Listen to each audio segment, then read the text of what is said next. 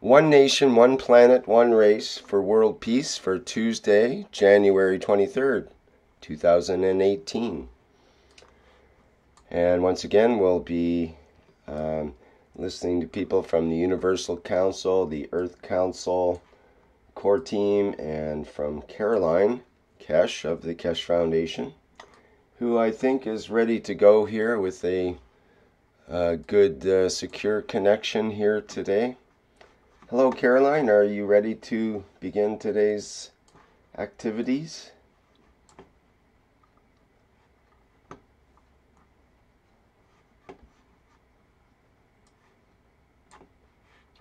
Hello, Caroline. Can you? Hello. Sorry, I think I was muted there. Welcome to the 24th One Nation, One Planet, One Race for World Peace. It's Tuesday, January 23rd, 2018. I'm your host, Rick Crammond, and today we'll be attended with knowledge seekers from the Universal Council, the Earth Council, the core team, as well as Caroline Kesh from the Kesh Foundation, who I believe is ready to go in the background here, or in the foreground. Hello, Caroline, are you there? Yes, Rick, can you hear me? Yes. Sorry, I was muted there and had a bit of a delay. I thought, where has it disappeared to this time? But it's fine. You find your start button again. Welcome, everybody. Good evening. Welcome to the team to be here again today for sharing. Welcome to all the knowledge seekers and council members which are present. We have a lot. We have a lot to share. We have a lot to embrace. And I asked Rick to bring the charter up from when we were working on for the world peace in August with all our wishes so that we can expand on the information.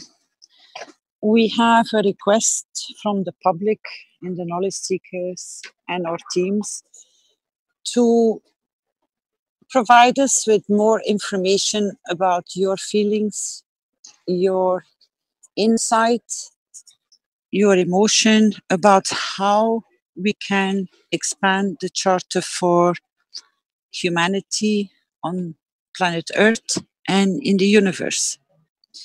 So we are welcoming all your ideas about how we would and should position ourselves to all the newcomers and how the behavior should be from us when we are traveling away from here. That includes the banking system, identity verification, what to do, how do you all see it? We would love for you to share the topics and then see where it takes us with all your input. The UC members, the core team, and the Earth Council members can guide you or change a little bit if some things might not be fully understood. We already had these kind of questions through Rick's teachings or meetings. I think he will be glad to share it to you.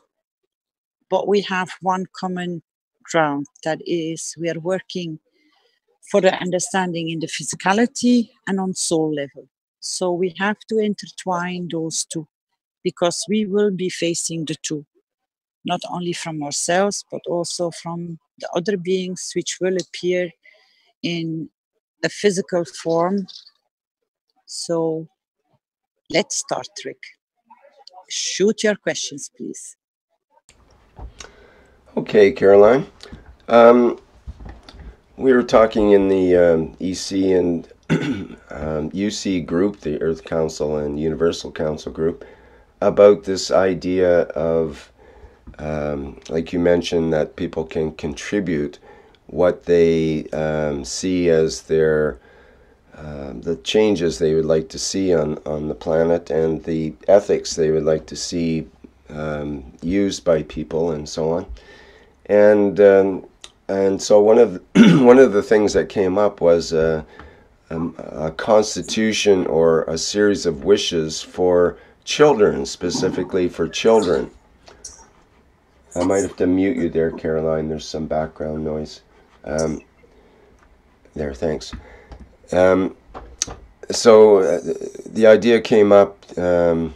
Azar actually contributed a series of statements about children to, to protect children from abuse and various things that were related to the other series of statements we had for the general wishes and so on. And I wondered, because how far do we take it in terms of breaking things down into smaller and smaller groups and addressing the issues that a certain group may have. Like children have certain things about them because they're more vulnerable. They'll tend to be taken advantage of in certain ways. So we have a natural tendency to want to protect people that are in that vulnerable situation. So maybe you could say we could have would we have a special set of lists for, I don't know, handicapped people, or what about all the various abuse just due to skin color? Do we have a separate constitution for different people with different skin colors and whatnot, because they might be taken advantage of? And so it becomes a question of how many things do we include by breaking down these needs and more or less sort of special rules for each situation. And then it gets back into, well, with a truly universal wish or constitution, it should apply in all circumstances when we engage with someone from another universe, another planet, or whatever. Then we shouldn't have a different set of rules and regulations for the children of that alien compared to the grandparents of that alien, or if there was a handicapped alien, or if there was a green alien and a red alien and a blue alien. Are we prejudiced against one of them? Do we have to protect one of them from us or or from them, and so on? So it gets a little complicated as far as the implementation of the rules, you might say, or the guidelines that we offer. So this is the sort of the debate: is how do we approach this in a way that's all inclusive, but at the same time protecting or at least acknowledging the groups that might be more susceptible to to influences that might not be so good. So that's sort of basically it. Maybe you can help me round that out a bit, Caroline, and define that better. Can you repeat again, please? Mr. Cash just butted me out. I didn't hear your question. Sorry for that. Well, basically it has to do with how far do we take things for the public wishes, and how defined do we get in terms of breaking down into smaller and smaller groups of and identifying the group that needs help or the group that needs our attention. For example, with children, they are more vulnerable, so we tend to wish to help children more than the general population, let's say. So do we make up a special set of wishes just for children? And then do we have to break that down? Maybe there's, handicapped children, which are, even more vulnerable. So do we make a special circumstance for handicapped children? And then do we have to break that down to, handicapped black children are more susceptible than handicapped white children. So do we start to specify all of that? And the question comes in, if we were to encounter someone from space, let's say, from some other planet, some other system, do we have to have different sort of rules and regulations for the children of that alien? Do we have to have a different set of regulations for the the parents of that alien and their green cousin and their red cousin and their blue cousins? Do we treat, the idea is to treat everyone evenly and treat them the same. So do we need to start to specify that the alien's children are more important than the alien is, in a way?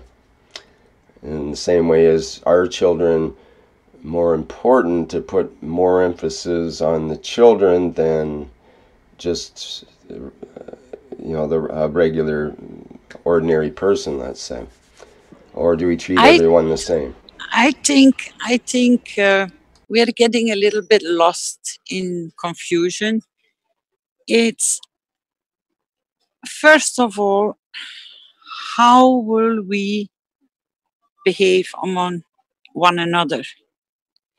Not only in the physicality, but on soul level.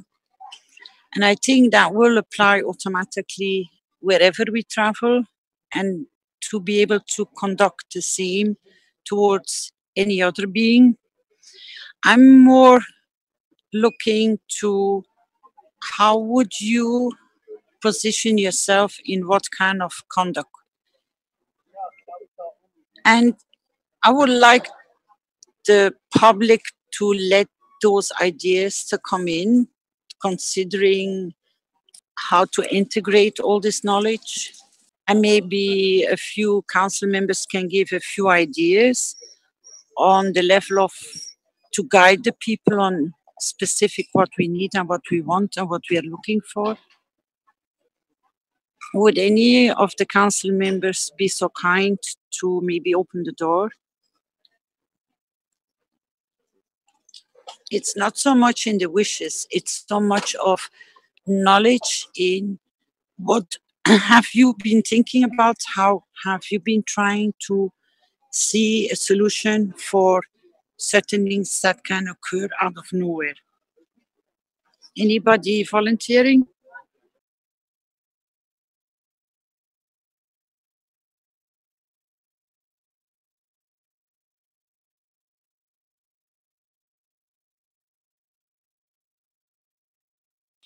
I think you have to explain the situation first more. Can you hear me? Yes, go ahead, Mr. Kesh. Thank you. Yeah. I said you have to explain the situation more. What do you mean by that?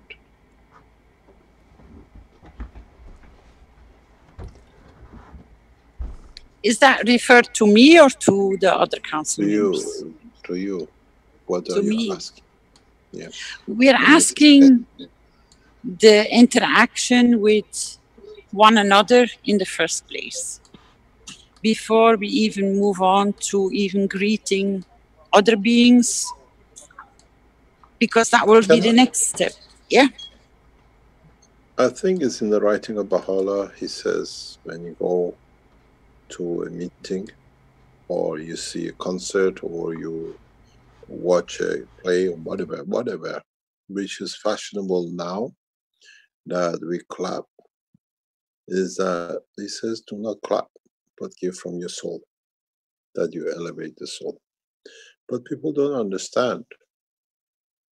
What is interesting, and I've said this times before, is as human, we have learned to deceive each other, or we have found a different way of cheating our physicality in the sense of our soul. We shake hands, or we say hello, or we give a cuddle even though we don't want to. The guy stinks, so I don't want to touch him, but I have to. or we kiss each other on the cheek. Oh, hello, darling, how are you? And I missed you. And in fact, also 10 minutes before, I was saying, I wish I'd never see the guy or the girl before in my life.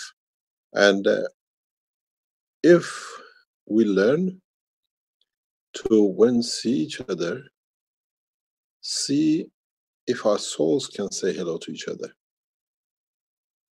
If we can see, we can feel, not to see, but we can feel with the essence of our soul, how that soul feels about us. We don't need to talk. And in a coming time, when you see an alien who's got no hands and no legs, high, or it doesn't have a back standing up, it's got 20, God knows, arms going everywhere, how do you shake hand with him? How do you shake hand with somebody who has no arms? Do you give him a cuddle? Or do you kiss him? Or do we start understanding we don't need to shake hand, we don't need to deceive by physical interaction, but we watch it as a soul. And we know it brings us joy, or we don't like to watch him, or sorry, I want nothing to do with you. And this is something which we have to start learning, that here amongst us, and maybe it's a practice for the future in the space of universe, we can't use this kind of physical deceptions. And we see the soul of the other person, we see the soul of other entity.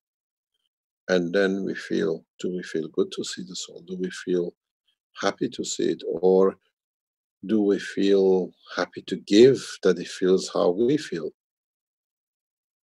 And this is part of the process of learning this new cycle of life. I meet someone, be it my child, be it my friend, or somebody on the street, and do I see their soul? The behavior of the soul, that the physicality cannot cover it up. The body is in pain, the man is, or the woman is suffering, but he has to show he's happy. This is what is slowly we as human race have to evolve into, to move away from a physical dimension in a dimension of seeing the soul.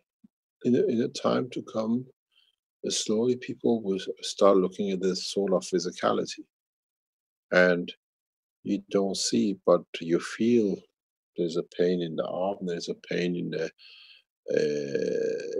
there's a problem with a kidney or whatever, because we look at the soul of the man just to be the soul of the man there. But when we speak the soul of physicality, it's the same. Would we be able to distinguish and understand which part of the soul of physicality suffers or is not at comfort at ease? In the coming maybe months and years, man will mature into this. And is it that we become and say you don't shake hand and you just don't bend and you stand and in front of each other and say, I feel the way you feel and what you feel, and what you don't tell me, I want to tell you. Very recently, I started writing this way in past few weeks, because I don't need to use the writing. I feel, I know, I see who's telling me, or what soul tells me is a lie, or what the soul tells me, oh, I love you, and in fact there is no love. I missed you and there is no miss. And I see by the soul, and I've learned to understand not to pretend anymore. Because this is a knowledge we carried a long time. And I know, I see people cheat in the background and they try to be, and I see the soul is walking them into it. Because we have to go this way. Always remember, in a space, creatures don't have hand and arms to shake, to say hello, or cheeks to kiss. We see their souls, we see their intention, we understand the intention of the arm. If it's moving, it's going to hurt us, or it's not intentional, but it's the way coming, moving. To him is a cuddle, but to us it's so strong, it could be our lives. And I start writing. I feel you're lying to me, but I still say, I see, I feel it, I see the soul. I see cheating. I see adultery, and I just say, I don't need, because I seal there. And instead of talking back, I say, I'm in pain. Because it means I know I've been lied to, I've been cheated, you're doing something which is wrong against, and you're covering it up. And it's normal. And you start changing, and the other people understand they cannot cheat. They understand you see everything in a different dimension. And then in that process, they know next time they can't cheat. Because you see it. I was in a meeting this evening, and we could clearly see it. I could feel the soul of the man not being comfortable in the body of the man. But you see it. Recently I've seen it in other cases with other people, and I'm right.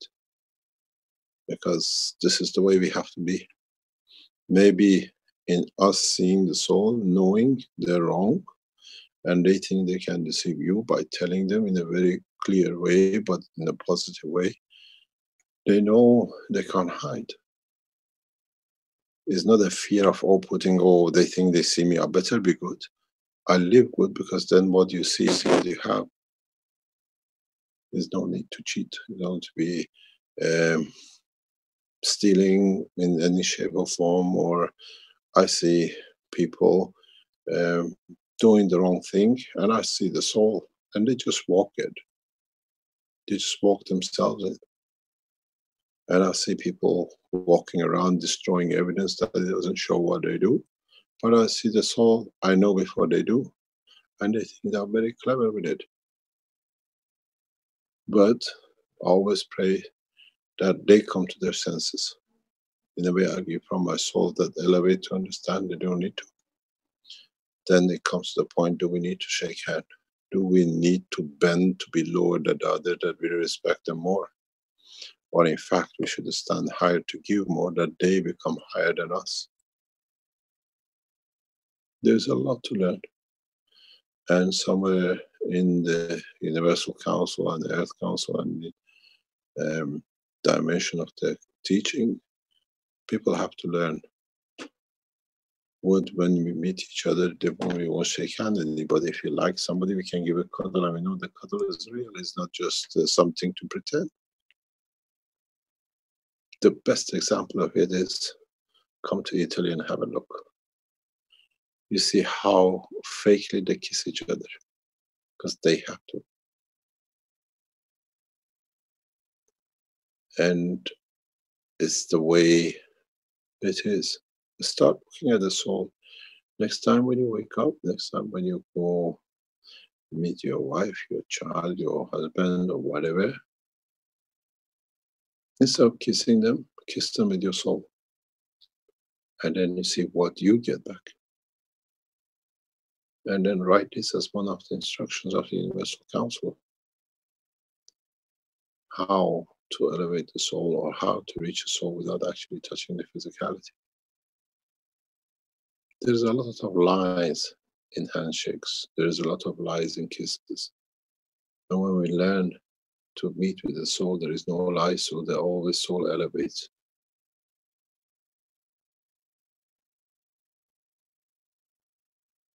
The beauty with, I always said, people around me, with my work, has been that I only speak English.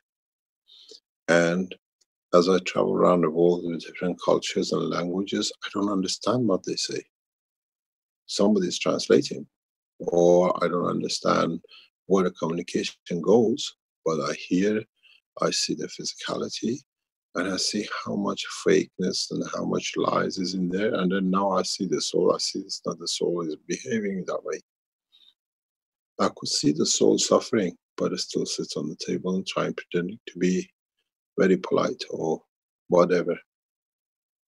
This is what has to be for man to be aware of the work of his soul. And his soul and nobody else. How do they see my soul? Do they love my soul? Do they hate my soul? Am I pretending to be? And one of the best ways is to just be what you feel, and not to what we call in English, not to cover up. I love you, I love you. It doesn't matter, you're a friend, you're a wife, you're a husband, doesn't mean anything else, but loving is giving. And I don't want to be with you. It's just walking off. You don't need to create more to lose from your soul.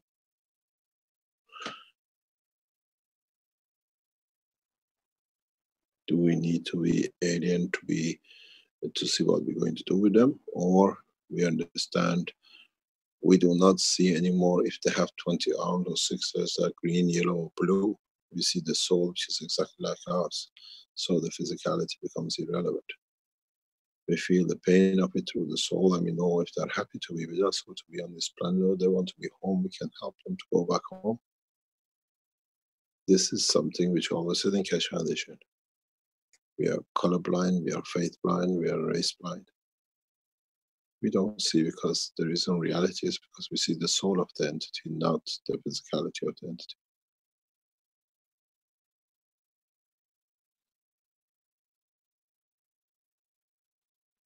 So how can a council and members of the Universal Council who are part of this structure of the future, you are dealing with members of the universe, how do you handle them? Or do you say, can I shake hand and let's see how you feel? Or can I see your face? Sorry, I don't have a face, I'll carry a soul with the body. It's got to be the job of the Universal Council to start teaching the man, or setting up programs for the man to understand a way to walk away from physicality in a way, but you're still physical, but see the soul of the others. Otherwise, the man will suffer in a space beyond imagination. You don't like to shake hand with me, which is made of acid, and to me is normal, and you have a skin of the man you burn.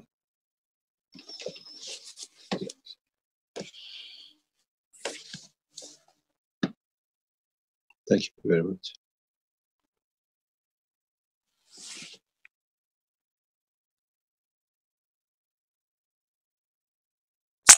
Thank you, Mr. Keshe. You're welcome, Mrs. Keshe. And I still love you. And I still love you. I was just saying to somebody recently, after 28, 29 years, it feels exactly the same as the first day I met you. And I still love you. Thank you very much.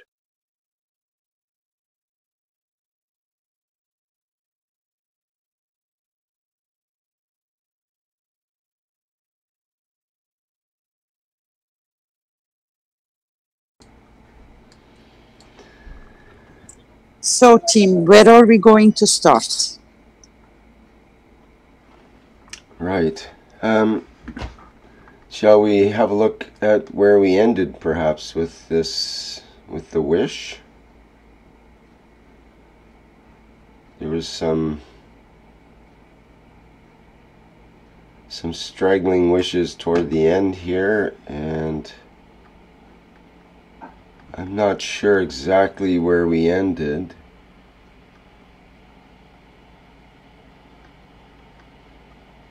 There is a wish to end any war developments. There is a wish for an end to slavery in Libya, and a wish for peace for Zimbabwe,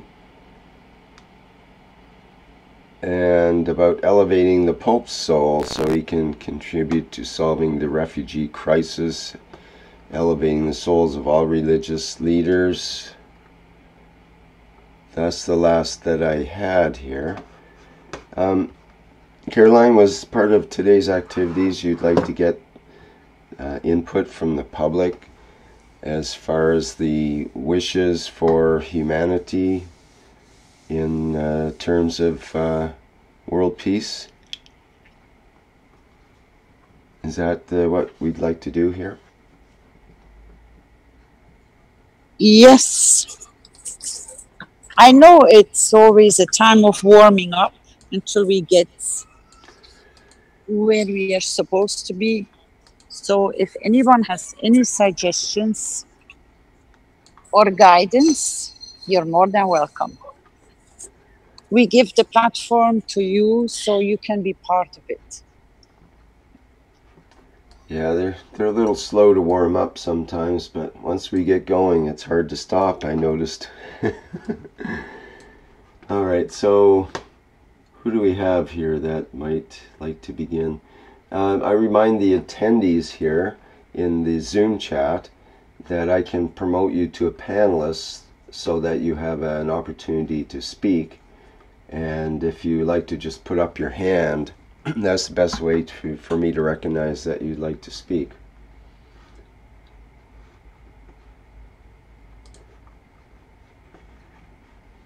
And if anyone in the live stream or other streaming locations have any questions or something they would like to add, please put it in the chat.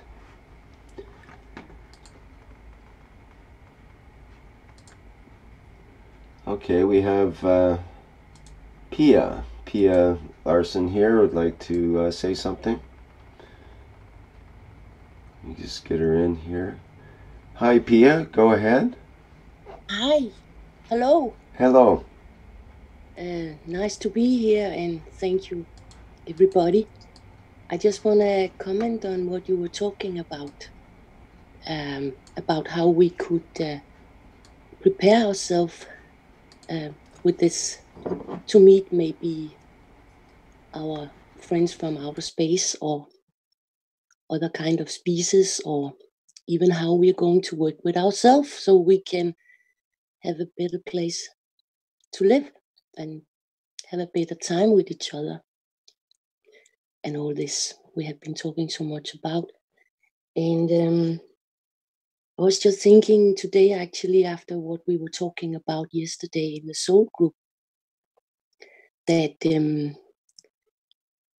it would be so nice if we could have a more focus also how to prepare in the school system with the children, how it should be more included in the teachings that we should work with our own soul, and how we can find a way to be more balanced. It could be a skill like you have mathematics and calculations, and you have to learn your own native language, and also this just to learn how to treat each other in the everyday life in a more balanced way, or find our own balance. And with this, it also will come naturally to connect with our soul. So I was just thinking of this today, that how important this could be, that we could start this practice. I don't know how, but actually there must be already somebody who is going to, who had started this process with some education systems in some countries. But I think this must be very important, and also for the youngsters, that we have a more focus on. It actually is very necessary for us to find a better way to how we can get in balance, how we can find more peace in ourselves, because many problems are created by noise and unbalance and drama and all this we know so much about. So so that was just my little my thoughts today.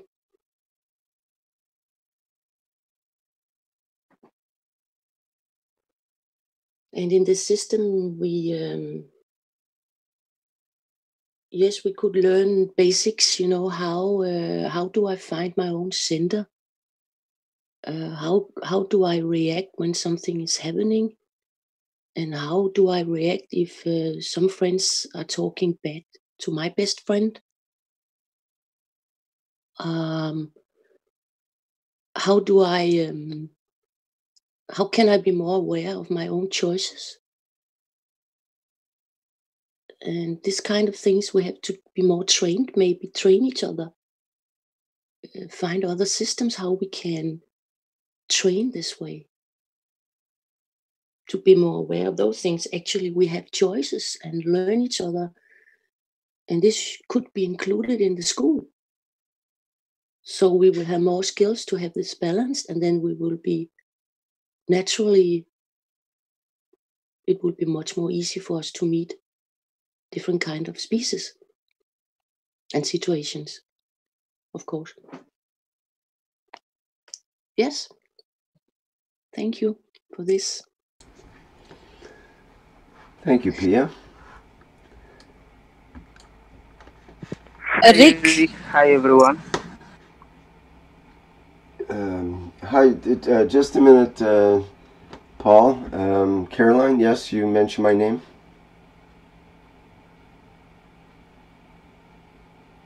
Or maybe Paul should go ahead.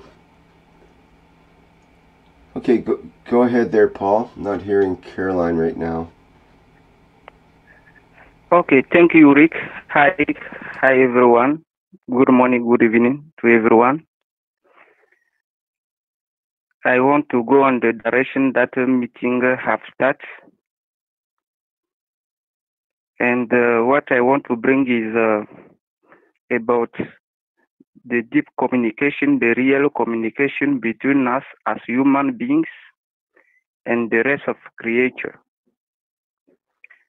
And to explain that, I have to go in deep in the deep Africa knowledge, what we have been educated with to explain you, because more you handle something, more you can explain it. We have been born in that culture. We have been educated in that culture, so we can explain more what our culture have told us about this communication system, about us as human and the rest of the creatures. First of all, in deep Africa, we say that don't look at the matter states of the elements as the real energy living in these matter states.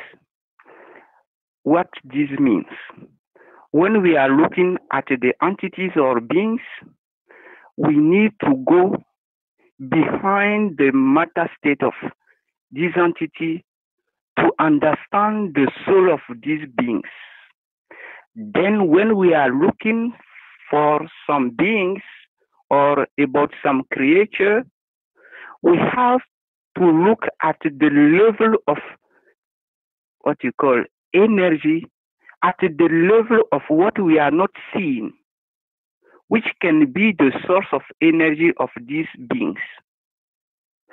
And the matter state of every entity in this universe can give us some indicator about the soul behind, the soul which have manifest himself in this creature. So, for the first line, when we are looking for the communication, the real communication, the emotion, the feeling about us and the rest, look what is behind the thing you have in front of you. Then you will start feeling what is these things at the level of emotion. And then the real communication can start at this level. And then what you have feel at the first, like the sense of these beings, you have again to go at the third level. You have to keep silence. You have to look it with your real eyes, the eye of interior. Then you start seeing what kind of soul, what expression, what language, what these beings have to tell to you. And then by your emotion, without a talk, without any action, you can really communicate with these entities. So the matter states, don't look at this the first time when you want to really communicate with the beings.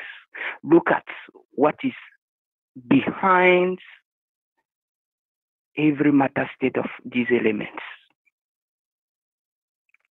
Our real problem is not at the what you call at the level of matter state. Matter state, our matter state as human beings, our body can touch the matter state of those beings. There is not the real problem. And knowing that we have the soul, so the two souls that Mr. Kesh have explained, the soul of physicality and then the soul of man.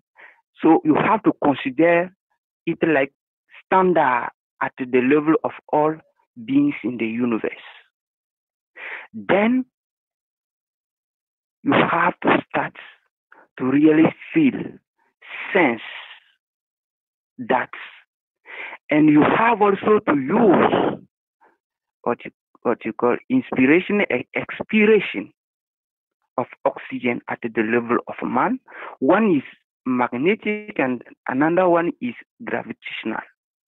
You have to try and you have to learn how you can understand or feel your soul. And then with your soul, you can communicate with the rest of entities in this universe. So try to be in touch with your soul, and your soul is in touch with the rest of soul in the universe. And then from there, you can sit of communication at the level of your soul, passing by emotion level. So in Africa, they say that all beings in the universe have mass of energy behind that.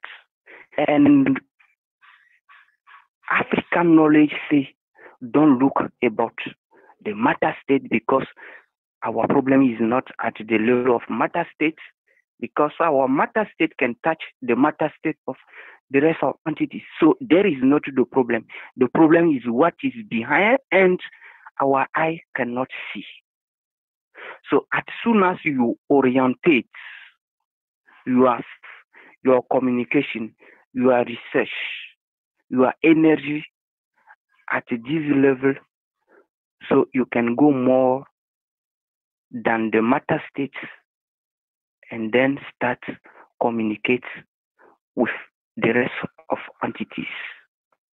So this is what I have to share with all of us.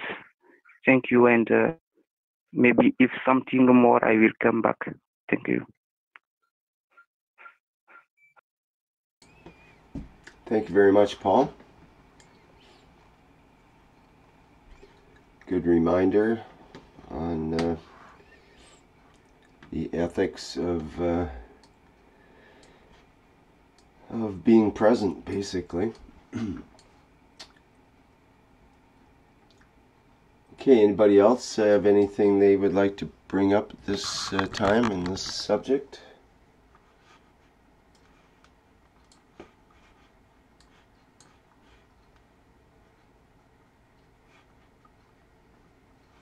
Anybody here from the UC or EC Council that would like to say something?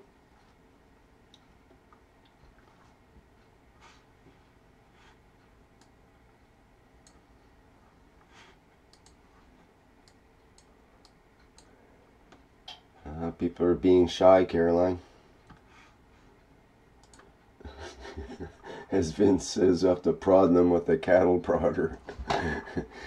Okay. This is Moshfek speaking. Can Hi, you hear me? Moshfek. Yes, go ahead, please. I just want to pick up on where Mr. Kesh was talking about identifying the soul of physicality and the soul of the being. Now, before we interact with alien, and I don't think we have too many aliens handy at this time, but how do we practice all these things? As they say, one of the very common theme we hear is that the work starts at home. So what does that mean? So we have a physical soul with us, and another one, we have some faint idea that it exists. So before we start practicing, even with our fellow being around us, we can practice with ourselves. I'll give you a simple example. This was not too long ago when I was not as aware of these things. I was walking and, to meet a friend and, old friend. And so I walked quite a bit and the shoe was not that great and my foot hurt. I said hello, but at the same time, my physicality was saying, it hurts, my foot hurts, but I was being pleasant and all that. But that was in the back of my mind throughout this whole interchange. It was very important. At the same time, the physicality was distracting me during this whole interaction. So it is, in a way, having a good communication between the two souls and identifying which soul needs attention and which soul needs to be looked at. And here, as Paul was talking about, the emotionality of the soul and the emotional aspect of the physical soul, there is an interaction point, and Mr. Kesh has explained quite a bit about these interaction points. And these interactions give some idea that there are things we can identify and work on, and brings these sort of slight mismatch to balance. And what does that do? This balance brings sort of the things that we strive in our meditation practices and things along this line. It doesn't have to be meditation, but there are other ways of doing it. And so what we do is we try to find a balance point, the interaction of the two emotional fields. And then we can smoothly go between the two. And most of the saints and people of that nature emphasize this balance so that we can operate smoothly between the two sides, the soul that is there that we barely recognize and that is really powerful, and we can use a lot of its capacity. And equally important, being a member of this spaceship called planet Earth, we can also relate to the physical aspect and not ignore it. But as we start to identify, without even interacting with any being, but just within ourselves, then once we identify these operations, then we can slowly say, okay, the soul is operating here, and I can use its capacity to, let's say, identify that the spider crossing the cupboard is not, it can't cooperate with me. So once we identify our own operation of the physical soul and the inner soul, then we can start some interaction. At first, we will be tentative, of course, but so the work starts at home from us, and then we can extend into not so much alien being, but the familiar beings that are all around us. Bed bugs, it can be bed bugs, whoever. All these beings are around us, and we can work with them. And in that way, we relate to the other beings that we share the spaceship with, the Earth, and start to see the operation of various aspects of the soul. One is the physical soul of that spider and their inner soul. So these are some hints, and from some of the things I have tried, but we have to start somewhere. So I'm a beginner in a way, and I don't know whether I'll ever come to an end, because there is always things to learn. So that's the fun part of it. Thank you. That's all I have to say.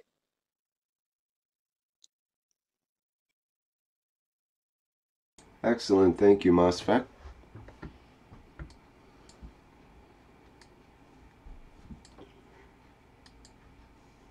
Anything else about that from anyone? Comments?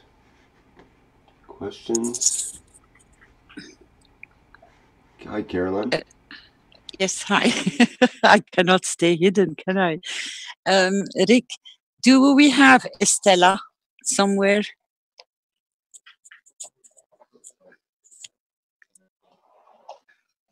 Can you hear me? See her here yet? Because she brought something very nice into the private teaching last week. And if she's present, I would love her to share some of her insights. Somebody else as well is Libby there. Yes, let me promote her and see if we can get her to say something. She's hiding under Elizabeth rather than Libby today. I almost couldn't find the name.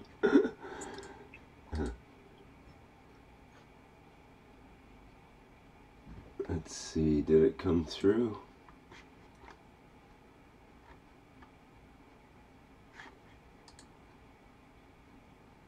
Oh, somehow she seems to have disappeared.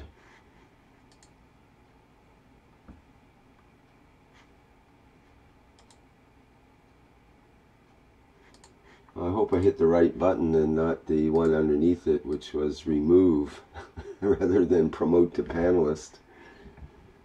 I believe I did, but something happened there. Oh, she's back in. Let me try again.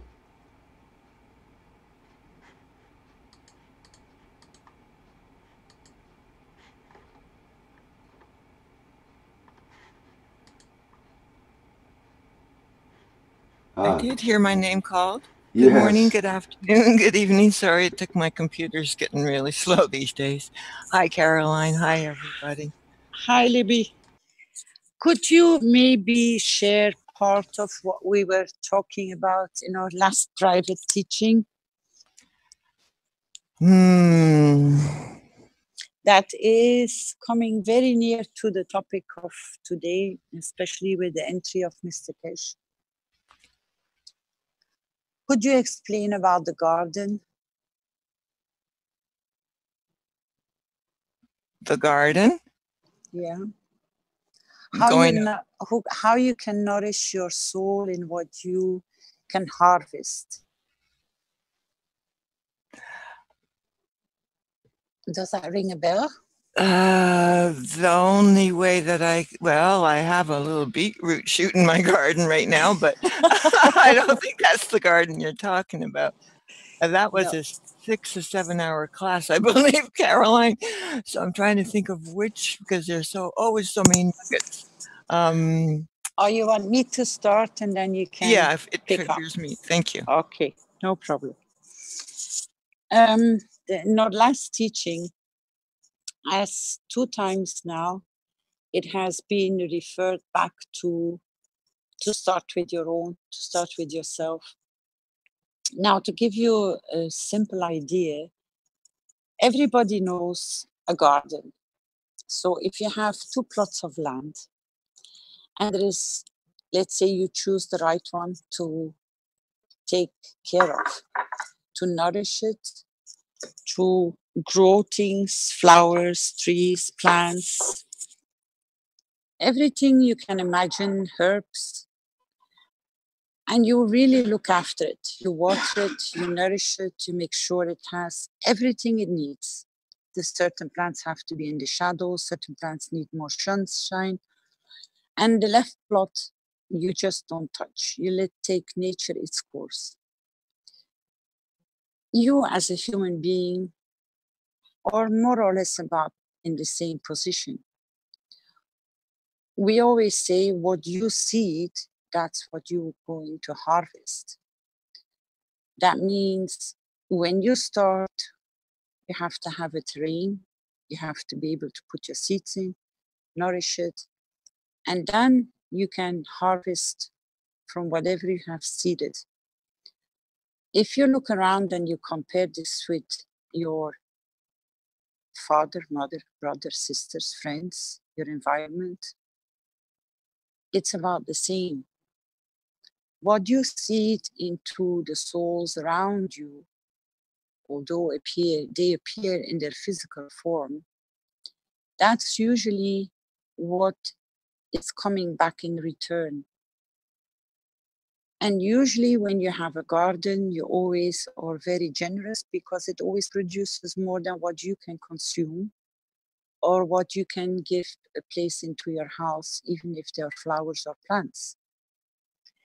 Now, if you use the same with always in your mind that every single human being which is in front of you or near you, try to harvest the best.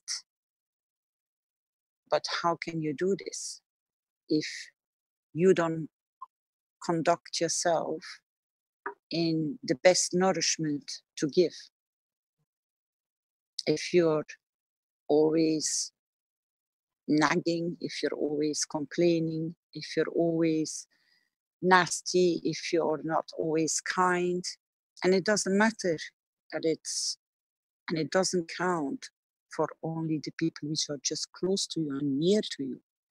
It also means, are you prepared to give a smile to a wild stranger or you prepared to give a hand wherever you come, and not to ignore if somebody has some problems to get up or off a train or a bus or getting up or getting down or having too much luggage? Will you give them a hand? This is the same way of seeding, and there is always a harvest in a smile and through a smile or through a thank you. This is the same way when you say we have too many potatoes or we have too many carrots or we have too many vegetables. When you start handing them out, giving them to friends, family, or neighbors, you always get the thank you as a return. But also in so many ways, how much wrong words do we use or how many wrong negative words do we use in our day-to-day language, which have the same effect? It's not only your conduct, it's also the way you speak to somebody. Your choice of words, what do they do? What kind of effect do they have? When you are always in denial, or you're always scared, or you're always predicting the worst to come, you are creating, and then people are astonished that that exactly is what is happening. people don't understand that they uttered the words. So it has an energy field strength, so it starts traveling. And when it gets accumulated with other field strengths, it will come back. But not to them, but to you, because you're the one who created that field strength. That goes in thoughts, that goes in behavior, that goes in harvesting back to your plot of land, which you have created a garden. And you look after it with so much care. I compared it once with the youngsters in one of my previous teachings. Maybe for the man, it will be a little bit easier if they have nothing to do with the garden. And that is when you were young and you had, or you bought, or you received your first car. Have you ever stood still how much they take care of that car, that first car? It gets cleaned, it gets washed, it gets, God knows. They even go to school to be able to repair it themselves. They learn to paint it, they learn to fix everything which can maybe go wrong because they're so proud about their first car that they even most probably even spend more time with the car or on the car than with their girlfriend. Why don't we try to give this information to our children, that the way they look after certain things which they care of personally, but to expand this kind of care to everything and everyone is single around them? It's not easy because you have to rethink every day how you speak, to who you speak, where you speak, and how you behave. And Paul was there, and Moshfaq was there, Mr. Kesh was there with the same input. This is the first encounter we have to understand. If we make it a day-to-day habit, and even if we slip and we make a single or a small mistake, to start consciously to try to prevent which has been or become a nasty habit. I can give you quite a few other ones, like we are all the same age. We are no older than 7 years old, biological. They have proven it. Every 7 years, you have a total fresh restart. So nobody is older or younger than another. But it's how we conduct ourselves in, to give you more explanation of how we speak. Through the speaking, we confirm certain things which should not even be there. We confirm we are aging. We are confirming we can't do certain things. We are making statements which in reality should not even be there. We should be confirming and stating the opposite. That we have grown, we have gathered more knowledge. Because if we go, let's say, to a birthday party, we wish them, you were one year older. But in fact, it's not. But by confirming these statements, something is changing in us. So you should actually be happy that with what you have learned, if you celebrate your anniversary, whatever anniversary it is, why don't we change even the energy, how we are celebrating it? Not that we are aging, because in fact we don't. We are creating these kind of layers. And maybe other students or knowledge seekers or teachers can shed a light on maybe we should start erasing or trying to prevent negative speaking, because we can turn everything into positive.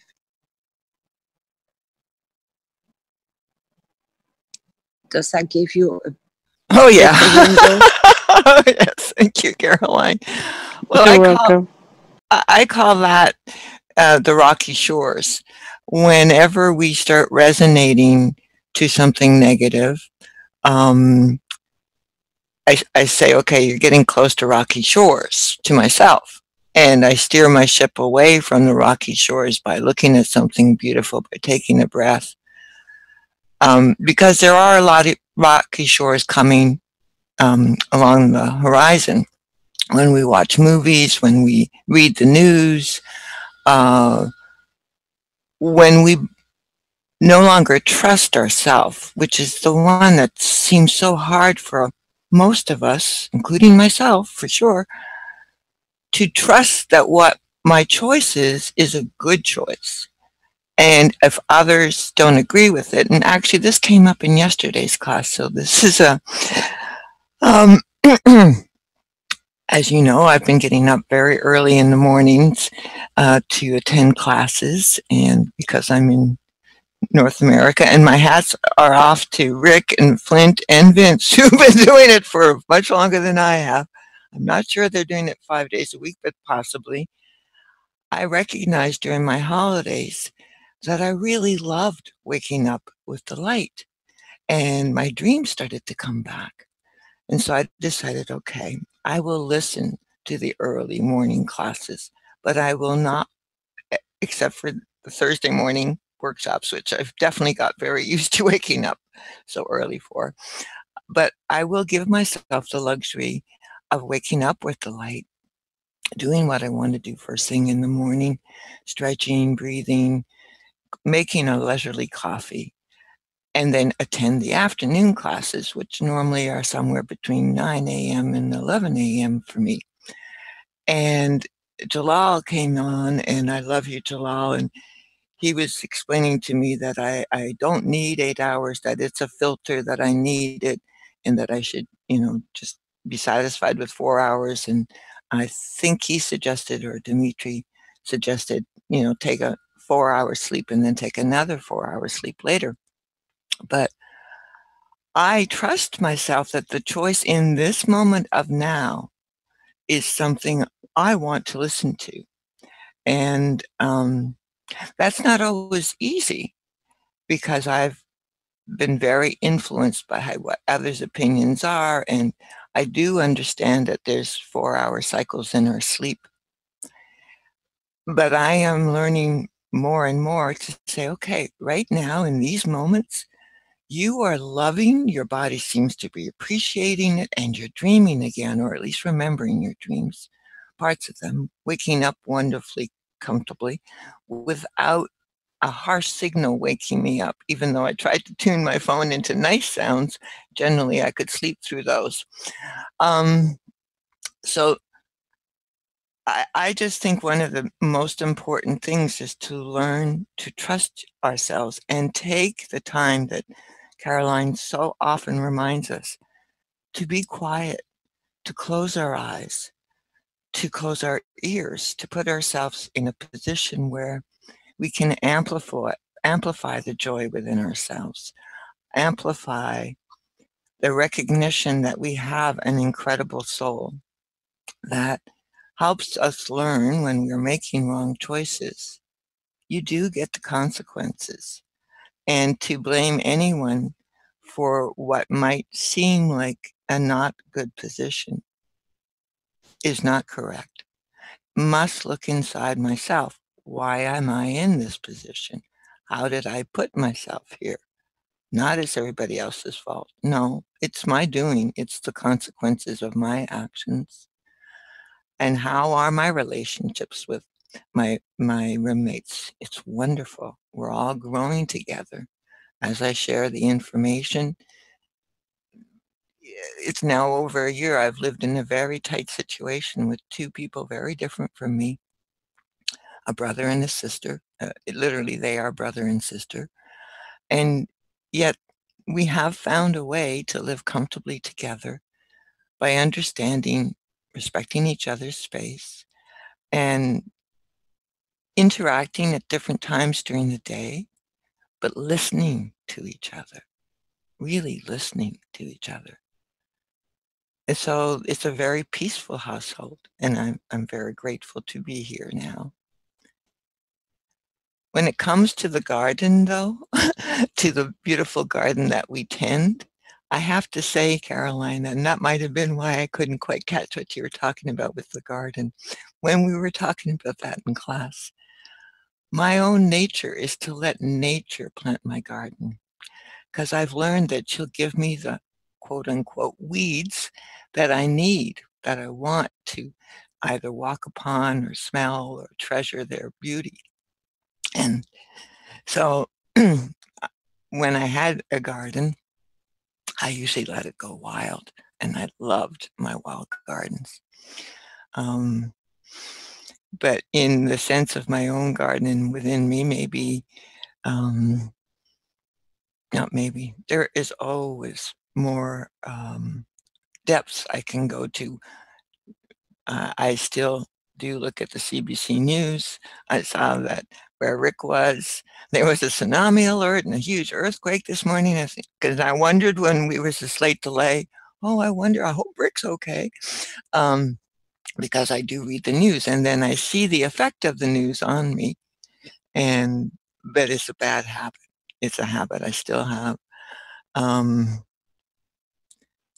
I feel like if I'm not informed, even though it's ill-informed, I'm informed of what the propaganda machine is putting out there, and then I see myself reacting, and I think, okay, so when are you going to stop?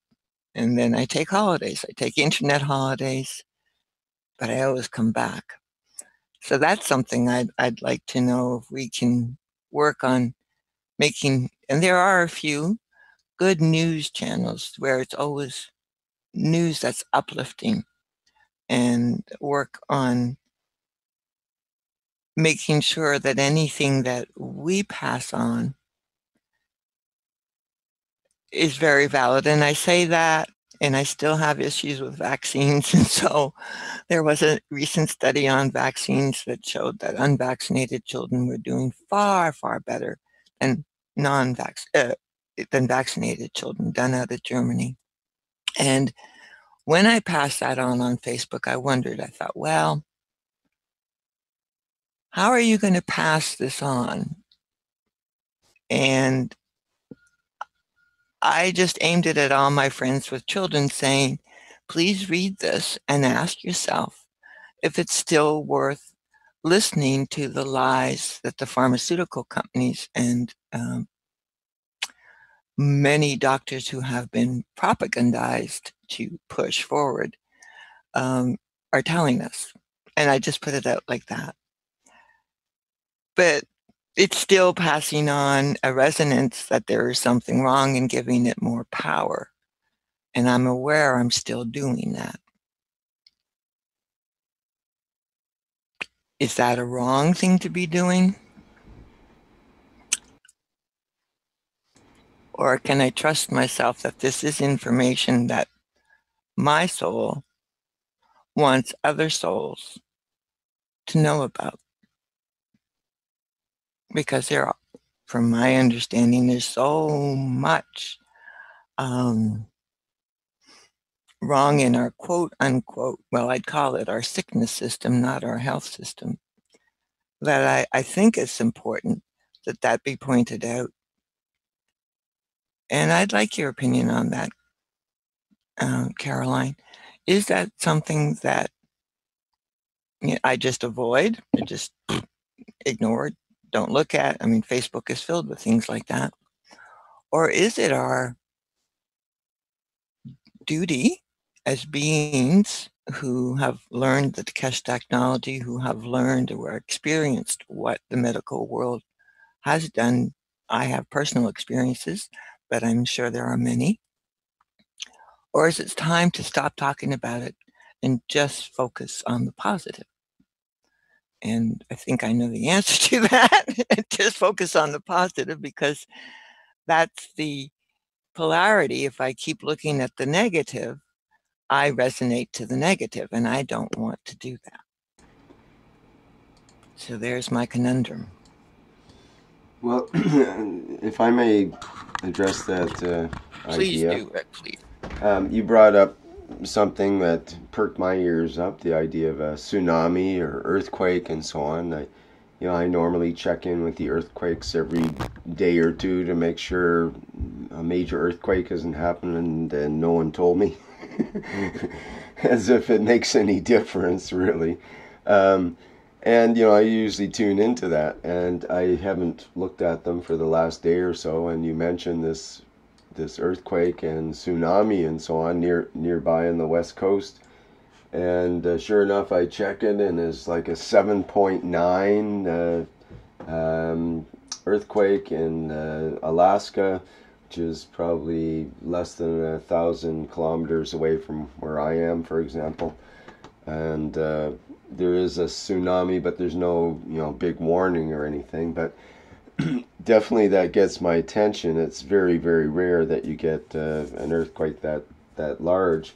And it might be an indicator of more action here on the west coast. And so all of this stuff gets a bit riled up inside me. It used to get me more riled up a couple of years ago when I first encountered this idea that yes, there could be a major tsunami on the west coast of North America. It's entirely possible, the way the fault lines line up and all that kind of thing, and has to be kept in mind. But then, on the other hand, we have this, this fear thing that goes through with various. You mentioned Facebook. Facebook posts that can strike fear into people, whether it's just a minor fear or a really deep fear. It can provoke this in people. So, for your example, Elizabeth, when you bring up this, then. And I know you don't mean it in a negative way to make anyone feel bad or anything like that. You mean it in a way to educate, to let people know, look, there's something happening there. You might want to pay attention to it if it affects you in your area and so on, because you're concerned. You have this feeling of, wanting to not protect exactly, but wanting to, it's more or less like a field of protection. You want to include others and help protect them if you feel like they might be threatened, and so on. And that's part of our interactions with others and caring for others and all that kind of thing. So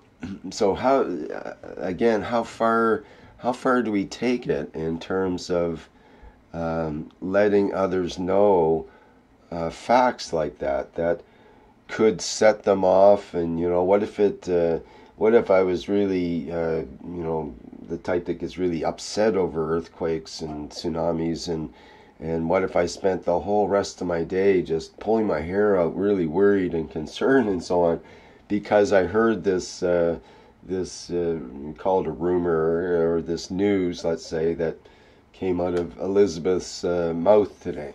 Well, it's and is that a negative thing or is it a positive thing? It's a lot of it has to do with the intention behind it, but also sometimes our intentions are really good. There's the old saying of the highway to hell is paved in gold, or something like that people could have golden intentions, but they might inadvertently be triggering things in others that they didn't intend to trigger, and so on. So what does one do? Like, what if I knew that there was some kind of flooding that was about to happen in your area? Should I immediately contact you and let you know this is something that might happen? It's not for sure, but it might, and then get you all kind of riled up about that? Or do I keep quiet and just observe, and at a certain limit maybe I might take action on it, and so on? So it becomes a matter of how far do we get involved in a way, and how do we deliver that news in a way that's neutral, that someone can take it or leave it without necessarily getting too involved in the emotion of it, just using that emotion to take that emotion to take action of some kind if necessary under the circumstances. So, for example, if there was a major tsunami, then I might want to take action and make sure friends were notified in this area and see if they were okay and so on. I'm quite sure I would be fine because I'm up in a high location and I don't think that would be an issue. But it would affect me later when, you know, supplies run out and electricity's off and all that kind of thing.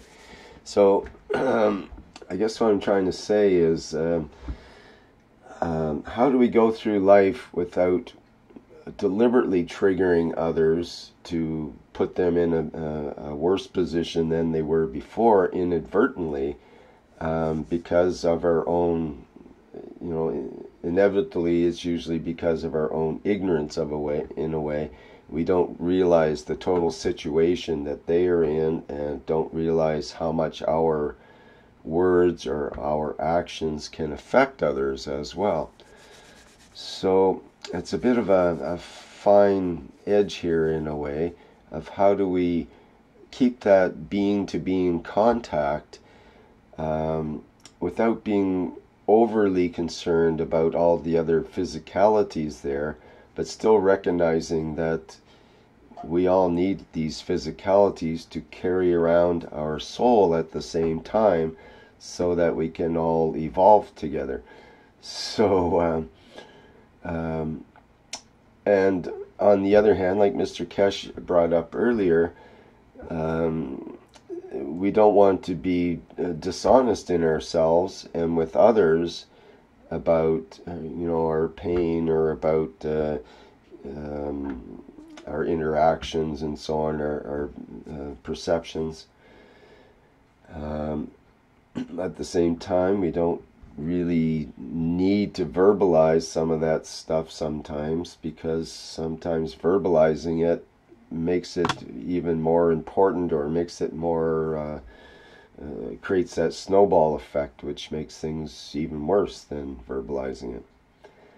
So I kind of touched on a bunch of different things there, but that's some of the stuff that sort of comes up, I guess, around that question.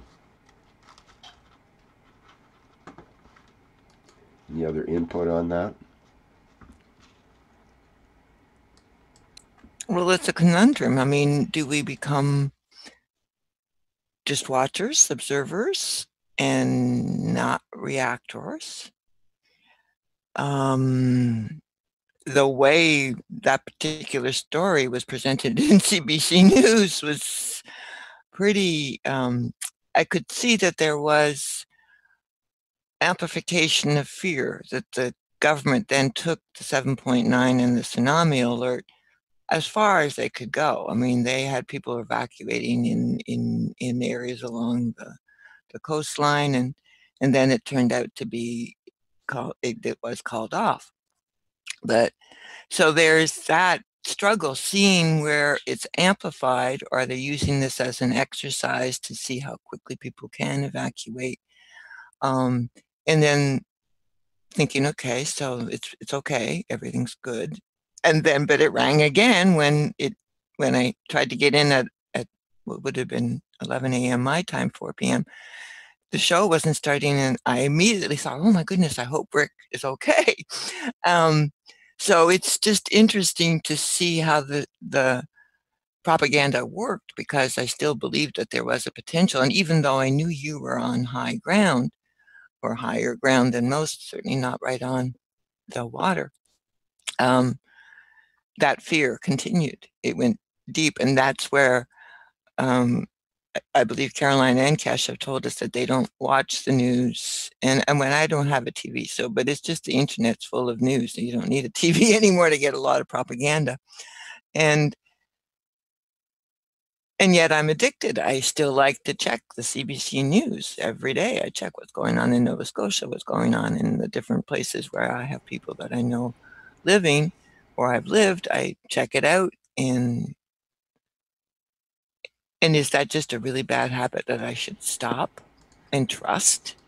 that everything that I need to know will come to me. I don't need to go looking at CBC News. I don't even have to bother looking at the weather. I can step out my door if I'm going, and I can judge what I need to wear pretty easily on my own. And can I get there? And is that somewhere we need to get to, where we really no longer resonate to this information at all? I mean, isn't it wonderful that the 1 day or 2 days that you didn't check, that in fact there was a very large earthquake that happened? Yes, I wait all year, and I lean up against the gates of heaven in case they open, and sure enough they open, but all I hear is them closing.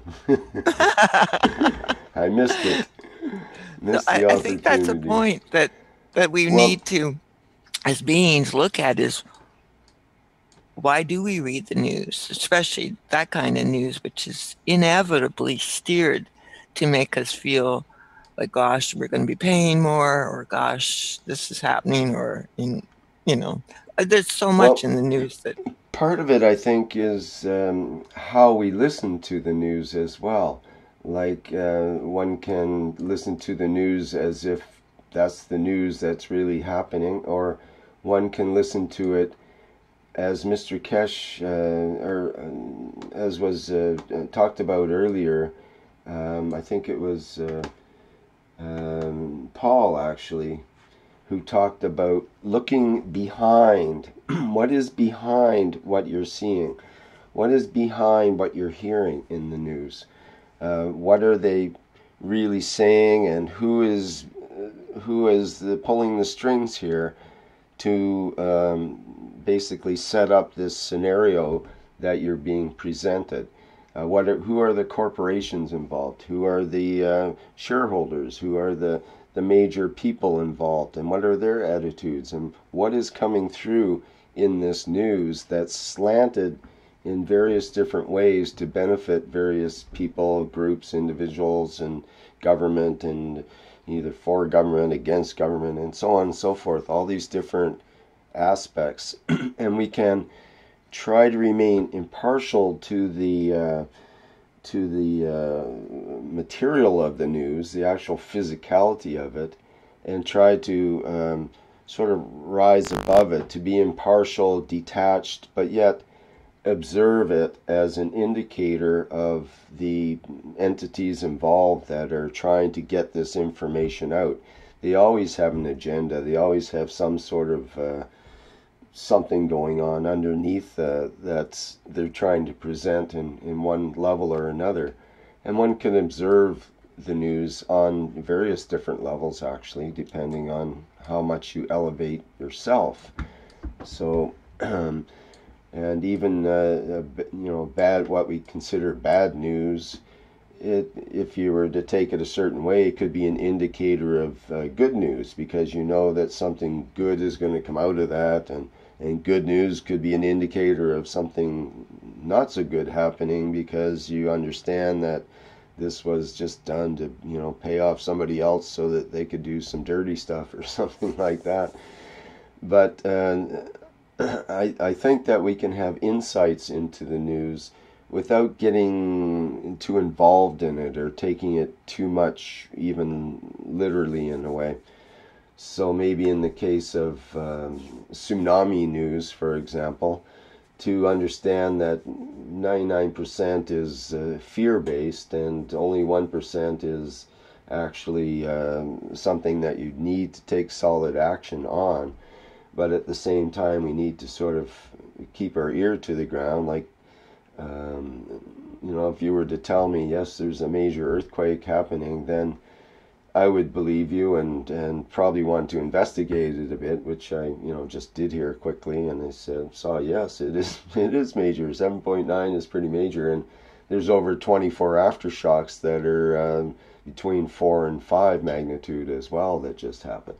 So I mean, it's a pretty big thing earthquake-wise. But to me personally, right now at this moment in time, if I didn't have a clue that happened, it would not affect me. It would not affect my day. There's no one dying from this. There's no action to be taken on it. it might be an indicator of other things coming up in the next while, but even that's, you know, difficult to predict or to even consider. Why would I consider that? So if I'm going through my day and I'm happy and I'm doing my thing, why would I even want to get involved with that piece of information, with the possibility that it might get my mind going and having to think about certain things or getting certain feelings riled up and that kind of thing? Is it really worth it? Is it, you know, worth it in terms of emotional investment to get into all that? And is it worthwhile? Where's the elevation? Where does one elevate oneself by having that knowledge to start with, when it's, like I say, most of it is not very useful? The actual useful stuff we probably are going to miss anyways, just as I follow earthquakes, but I missed the big one that just happened here, you know. Probably that would happen when the really big one happens too. I'll hear some shaking and whoops, missed it. So that's some input on that anyways. Anybody else?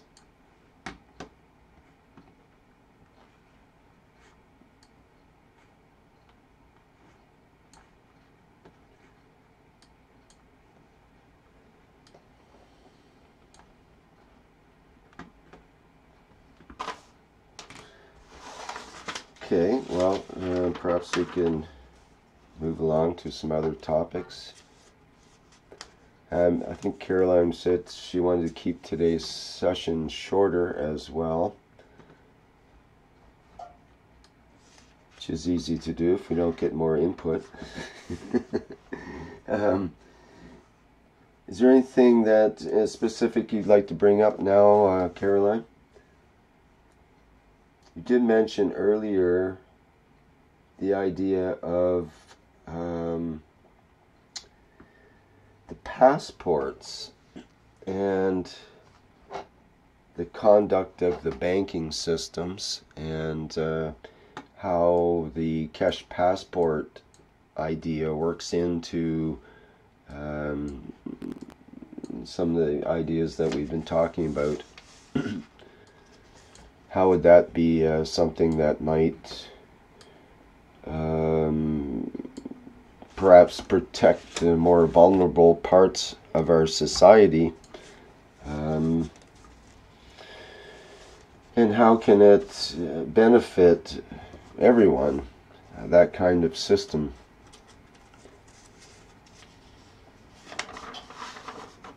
Can anyone imagine how it could, having a international passport could be a benefit?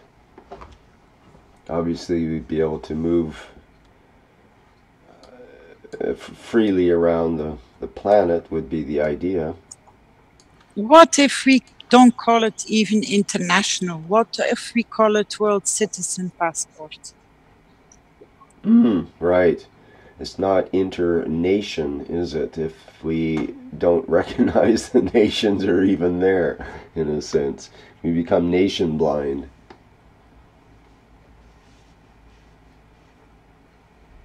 Wouldn't that be something? Is we just fail to recognize which country you're in because it's all the same to us. You know, it's another interesting place, but I see that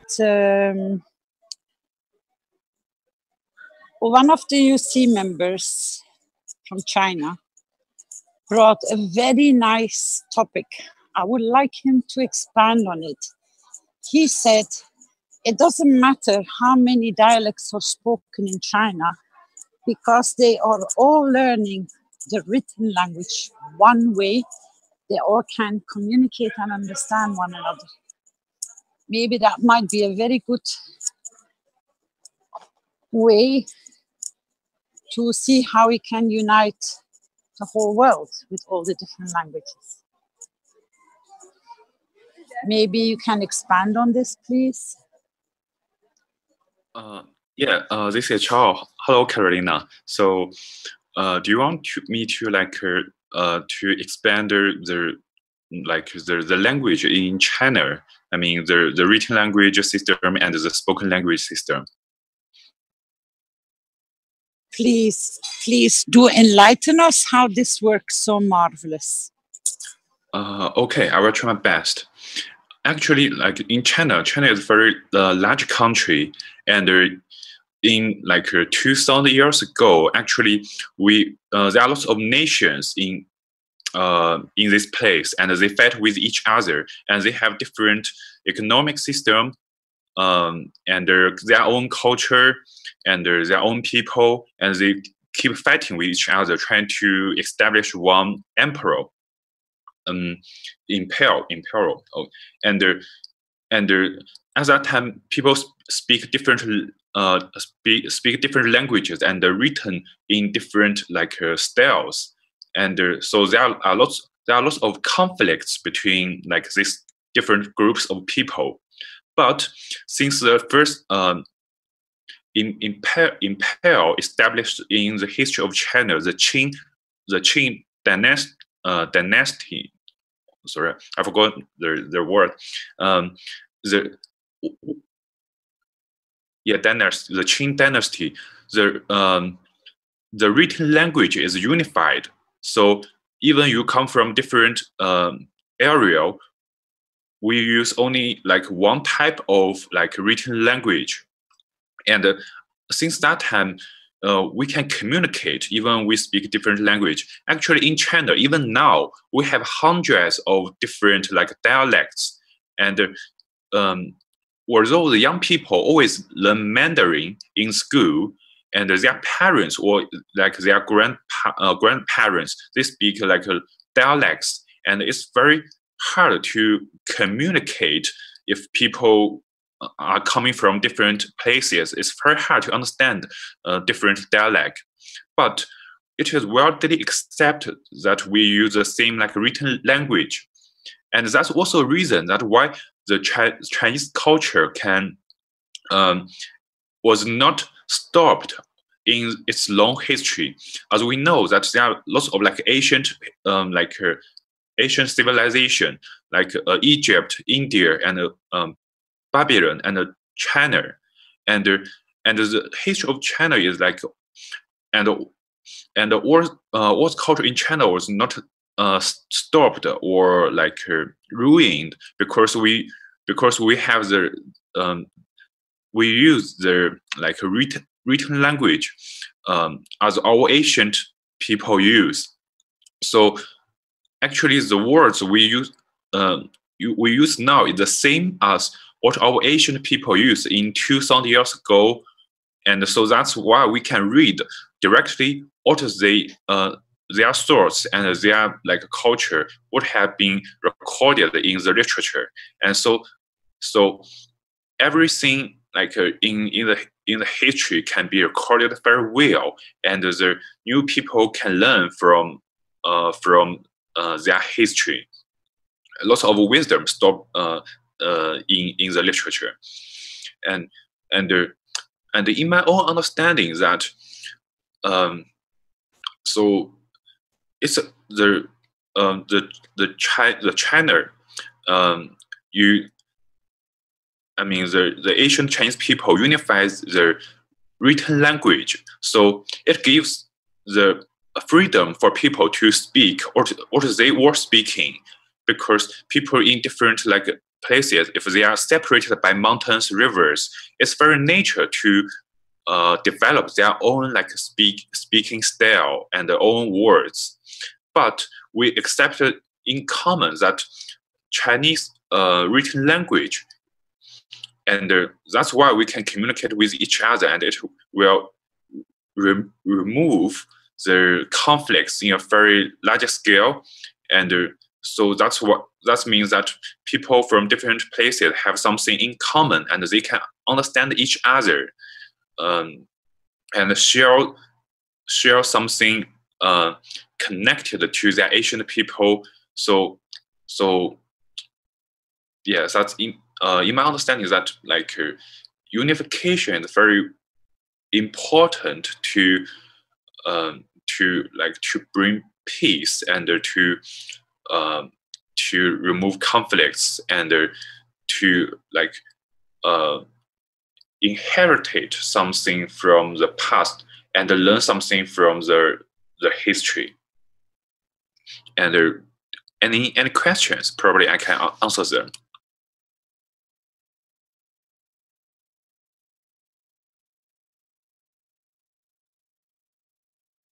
Thank you, Chao. Does anyone have any questions in particular? I have just one for you. What is the literacy rate? Are most people able to write in China? Actually, it's Chinese.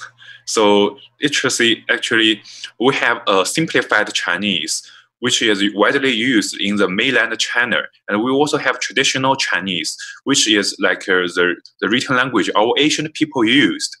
And it is still used in Hong Kong, Macau, and Taiwan, and some other places. But these two written languages are very similar to each other.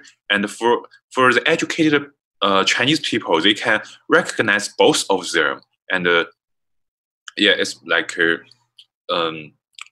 yeah, it's like so it's not a problem to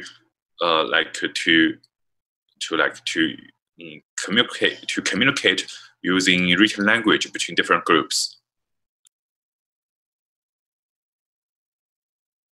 I guess my question was, there are still quite a few people that don't know actually how to write or to read in North America. And I wondered if in China it was that even what is the level of uneducated people? Like, do most people, do you know a percentage? Because I agree, if the written word is a common word, a common language that people can recognize and read and write. But my wonderment is if they can't read and write, and what is that level in China? Is that something we know? I get your point. Actually, I think there's like some statistics. Like we can search it on internet. But from my own experience, my grandpa, in the generation of my grandparents, most of them cannot read or written. But for the young people in China, because it's mandatory to accept 9-year education and almost level of free, but not free. For the young people, I think every young people, or we say 95% of the young generation can read and write. It's no problem. Wow, that's fantastic. Thank you.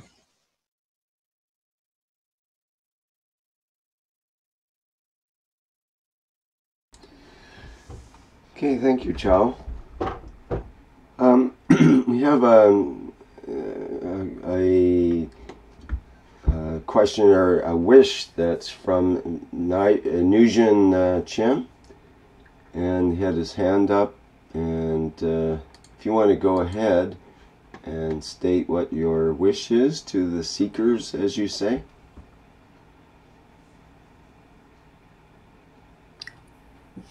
Hello, everybody. Hi. Yes. First Hi, Mr. thing Chen. I have to thank you, Mr. Cash. I have teach for everybody about plasma, because what is teaching can open the mind of too much people. Because on the world we are now living in the materialist. We are often need a material to survive, but really, Mr. Cash opens our mind. We need what we need only. We don't have to need too much. One thing, before I make a wish, because I explain in English is not better than French. Can I speak French? Is better. I don't like to be misunderstanding what I said. I'm happy to translate for him. Thank you. Yes, great. Okay. Ok, merci beaucoup. Premièrement, puisque j'ai participé beaucoup à des enseignements, j'ai appris beaucoup. Merci beaucoup à M. Cash, merci Caroline, et merci à Libby. Let me translate that. Firstly, because he's been listening to all the workshops, and he wants to thank Mr. Kesh and Caroline and all the people involved. Vas-y. Et avant d'apprendre ce que Kesh sur le plasma, j'ai appris 2 enseignements qui m'ont mené à la compassion de vouloir guérir des gens sans médicaments.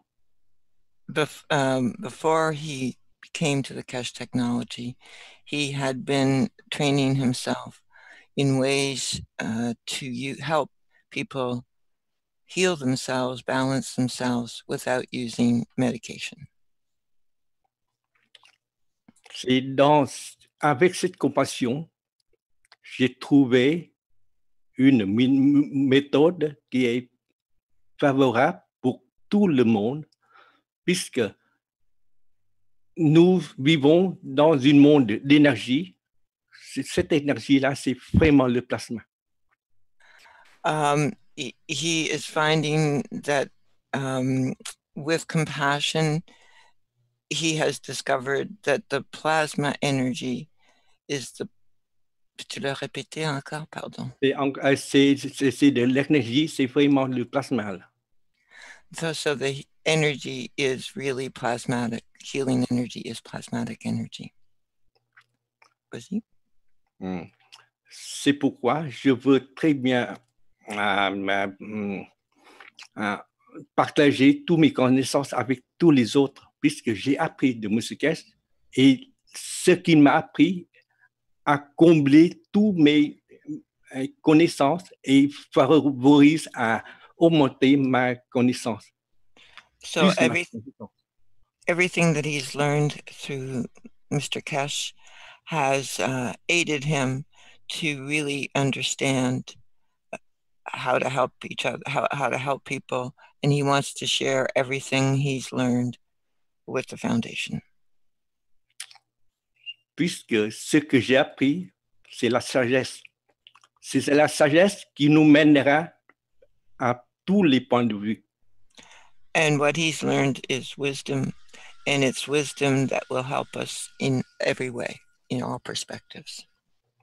C'est pourquoi maintenant, M. Kesh essaie de nous élever notre âme. And that's why Mr. Kesh is trying to raise our souls. C'est en élever notre âme, nous devions plus en plus sages. C'est dans la sagesse, nous mènerons vers un but plus haut. And by elevating our souls, we become wiser and wiser, and brings us to the goal. C'est pourquoi je souhaite que tous les humains, que tous les hommes, que toutes les femmes, que tous les enfants deviennent de plus en plus sages. His wish is that all of mankind, womankind, children, become much wiser. His wish. Oui, pardon. I'm sorry. Yeah, his wish is for humanity to become wiser. It is in wisdom, vas-y. C'est dans cette sagesse qui nous mènerait vers la paix. It is this wisdom that will bring us to peace. La sagesse nous mène, premièrement, établir la paix intérieure. First of all, wisdom establishes interior peace. C'est avec la paix intérieure qui nous mènera à maturer notre âme. It is from this place of peace inside ourselves that we will get closer to our own souls. C'est en maturant notre âme, nous nous connaissons et nous nous unissions et nous nous protégeons. By knowing and approaching our own soul, by maturing it, we will... Oh, pardon, je t'ai entendu, mais ça ne m'a pas rentré dans le tête. Oui. Puisque c'est dans la maturation de l'intérieur que nous nous unissions et nous nous protégeons. It's from this interior peace and our maturity of our soul that we will protect each other and protect this world and this planet. Puisque dans la paix intérieure, nous élevons notre compassion. Because from internal peace, we raise our level of compassion. C'est avec la compassion, nous nous mettons sur le même rang, pas de supérieur ni inférieur. By raising our compassion, it takes us to a place where we know that there is no one better and no one worse, that we are all equal. Et avec la compassion, tous les hommes sont communs et nous nous partageons et nous nous aimons. And with compassion, we understand that all men are equal. I can only do a few words at a time. Pardon, Monsieur Chen. C'est que nous nous aimons et nous nous partageons. That we will love and we will share. C'est comme M. Kesh a fait, il a partagé ses connaissances, il a donné à tout le monde. Like Mr. Kesh has done, he shared his knowledge and he shared it equally to all. C'est vraiment par la compassion, je comprends. Je remercie beaucoup M. Kesh. And it's through compassion that he understands. Thank you, Mr. Kesh. Non, mon souhait est que tout le monde soit rentré dans la sagesse et nous nous aimons et nous nous unissions et nous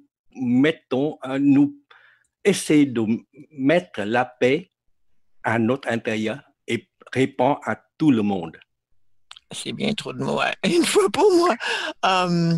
Répète 4-5 mots à la fois pour moi, s'il te plaît. Oui, pardon. C'est avec cette compassion que nous partageons notre connaissance that we share our knowledge et rétablit la paix à notre intérieur. And reestablish peace inside ourselves. Et nous pouvons rétablir la paix à l'extérieur. And then we can establish the peace outside. It's his wish. Et il y a encore une chose. Est-ce que je peux partager mon écran? And he'd like to share his screen. May you share his screen? What did you want to show? Qu'est-ce que tu veux la montrer? Puisque j'ai fait une résumé que M. Kesh nous a enseigné et j'ai expliqué plus facilement. He's made a resume of what Mr. Kesh has taught us, and his chart will be easier for him to explain. Is that all right with you, Rick? Go ahead, Mr. Chen. Yes, thank you.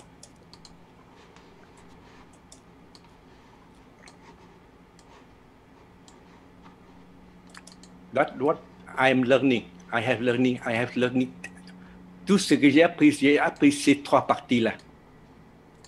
These are the three areas I appreciate and I have learned. Premièrement, j'ai appris sur l'âme, comment équilibrer notre âme. I've learned how to balance our soul. Deuxièmement, j'ai essayé d'apprendre, c'est équilibrer notre corps avec le yin et le yang. And I'm learning to balance our body with the yin and yang? Avant, j'ai mal compris sur la matière, puisque le blanc, c'est notre âme, le noir, c'est la matière. Okay. The white is our soul, and the black part is matter. And before he didn't understand it, now he does. Avant, je crois que la matière, c'est la physique que j'ai appris dans l'université. Before, I thought matter was the physics I learned from school, university. Mais après avoir entendu les leçons de M. Kesh, je trouvais que cette matière est vraiment le plasma. But after listening to Mr. Kesh, he's realized that this matter is plasma. Et pour apprendre le plasma, je dois enlever tout ce que j'ai appris. And to understand plasma, I have to unlearn everything I learned. C'est pourquoi j'ai appris le plasma d'une façon très facile. That's how I learned plasma in such an easy way. Donc, vous voyez ces trois éléments-là. You see these three elements? J'ai placé dans une autre forme. I put them in another form.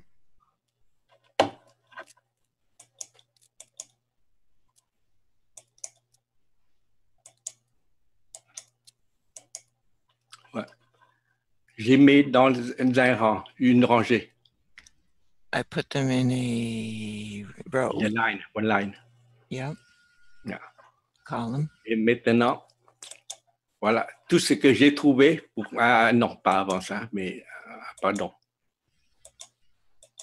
Voilà. Okay. Everything I learned. J'ai essayé de mettre sous cette forme-là. Is in this form. Puisque l'univers, au commencement, c'est le vide total. The universe is empty. Mais dans ce vide-là, il y a quelque chose. But in the emptiness, there is something. Alors, nous allons regarder, puisque la formation, c'est la formation de l'univers. So we go from the universe. Et l'univers sort des galaxies. Comes from the galaxy. Et les galaxies dans le système, je prends le système solaire, c'est quelque chose de concret pour nous. The solar system. Dans notre système solaire, il y a la Terre. And in our solar system, there is the Earth. De la Terre, il y a des créatures. And from the Earth, there's mankind and creatures. Et dans l'homme, il y a des cellules. And in man, there are cells. Dans les cellules, il y a des atomes. In cells, there are atoms. Dans les atomes, il y a les nucléons, c'est les protons et les neutrons. And then in the atoms are nucleons, protons and electrons. Neutrons, sorry. Et autour, il y a des électrons. And around are electrons. Après, on a trouvé les quarks. Then we found quarks. Et en dernier, c'est le nombre de Planck qui est le plus petit qu'on peut trouver. The smallest Planck number. Mais ces nombres de Planck, ce sont des vides. On appelle des points noirs. We call them black holes. Avec ces plans-là, on trouve le plasma. And from there, we find plasma. Si on retourne du plasma, on trouve dans le Planck, il y a plein de plasma. In the Planck, there is lots of plasma. Et ainsi de suite, tout ce que je remonte, tout l'univers, c'est du plasma. C'est 100%, pas 99,999. C'est 100%. 99.9999% of the universe is all plasma. Mais maintenant, c'est 100%. Now it's 100%. Puisque toutes ces choses-là, c'est bien du plasma. Since everything comes from plasma. J'ai fait tout ce liste-là lorsqu'on regarde, on reconnaît que tous ces sont, comme on dit, sont classés puisque l'univers fait naître galaxie fait naître le système solaire et tout avance progressivement. So I've created this to show that everything is connected, since the galaxies are born from the universe, and the solar system is born from the galaxy, and the Earth is born from the sun, all the way down. Everything has to be plasma. Et l'homme, la créature, est bien du plasma par les nombres plans, par les quarks, par les électrons, nucléons, atomes, cellules, et devient l'homme. And man becomes from plasma, and then Planck and quark and electrons and nucleuses and atoms and cells becomes a man. Et maintenant, nous sommes des humains. Ce que nous regardons, c'est le système solaire, la Terre et la créature. So as a human, we now look at the Earth, the sun. Est-ce que tu as dit seulement la Terre et le solaire, le système solaire? Mais regardez bien, tout ce système solaire n'est pas unique. Il y a plein de systèmes. Ces systèmes-là, au début du commencement de l'univers, a déjà ce système-là. Ce que j'ai appris dans le I Ching. In the I Ching, it talks that everything is connected, and these all come from the universe. C'est pourquoi, si ce que nous sommes maintenant, sur cet système solaire, mais il y a une chose, les extraterrestres sont aussi des créatures des autres systèmes. But there's something to remember as well, is that the extraterrestrials are also from various solar systems. Et les hommes. And the men. Et les hommes. Et l'âme de l'homme, d'où vient-il? And man, and the soul of man comes from where? Ils sont venus d'autres systèmes, c'est tout. They came from other systems. Notre corps, c'est humain. Our body is human. Notre âme, appartient à un autre système, puisque nous sommes... lentement. So our souls come from another system. Est-ce que tu dis que ça vient du système solaire? Oui, le système solaire.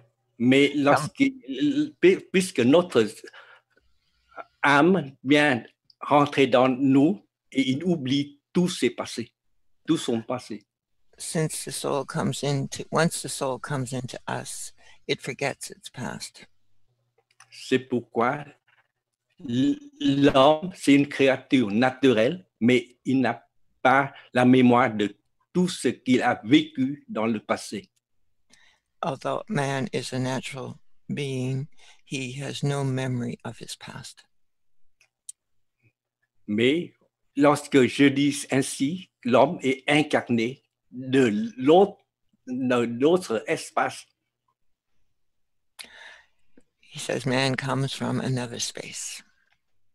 Mais nous sommes incarnés. Aïe. Non, c'est le mot. We are incarnated from the sun, from a different solar system. From this solar system, est-ce que de celle-là ou un autre, tu dis? C'est d'un autre. Peut-être de nos systèmes, il y a des interactions du système solaire revient au système solaire, mais il y a beaucoup d'autres systèmes.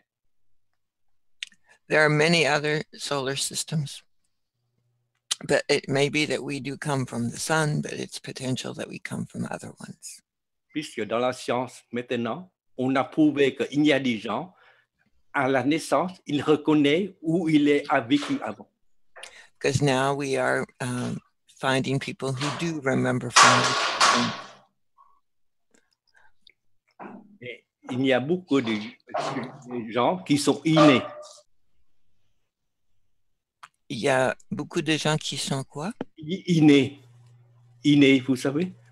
Ils ont une connaissance Avant, par exemple, il y a des enfants qui jouent très bien au piano, mais il n'a que 4 ou 5 ans.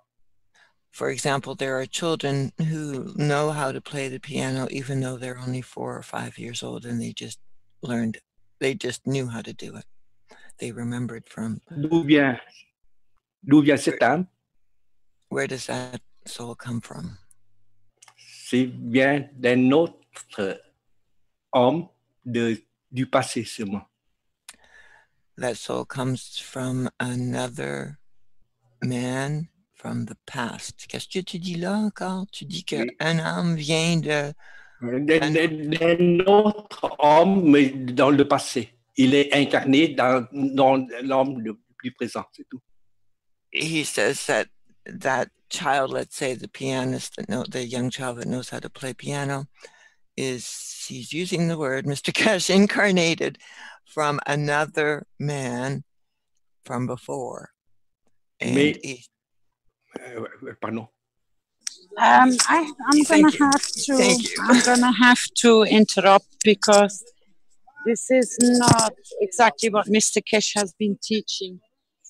He says that you accumulate the information from all the souls which were there before you. So you resonate with the information from the ones which are everywhere.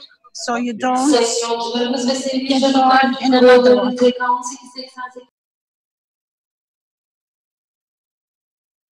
Est-ce que tu comprends, Monsieur Tien, que tu rentres dans le territoire où il ne faut pas que tu rentres?